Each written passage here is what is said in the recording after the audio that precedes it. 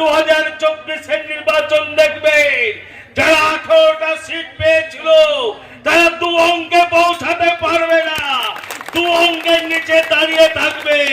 তৃণমূল কংগ্রেস আজকে বাংলায় ওই যে নেতা বলে গেছে না যে এবার তৃণমূল কংগ্রেস বাংলাকে साफ করে দেব, 35 शासन मेरे चाहिए, वो बोला है, कौन बोला है?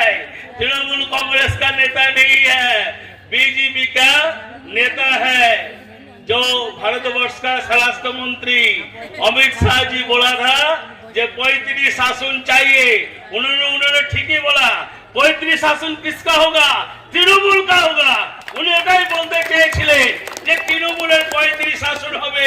তোমরা যতই লাফালাফি করো ভাই, তৃণমূল বাংলায় 42 এর মধ্যে 35 নয়। মমতা বন্দ্যোপাধ্যায় বলছে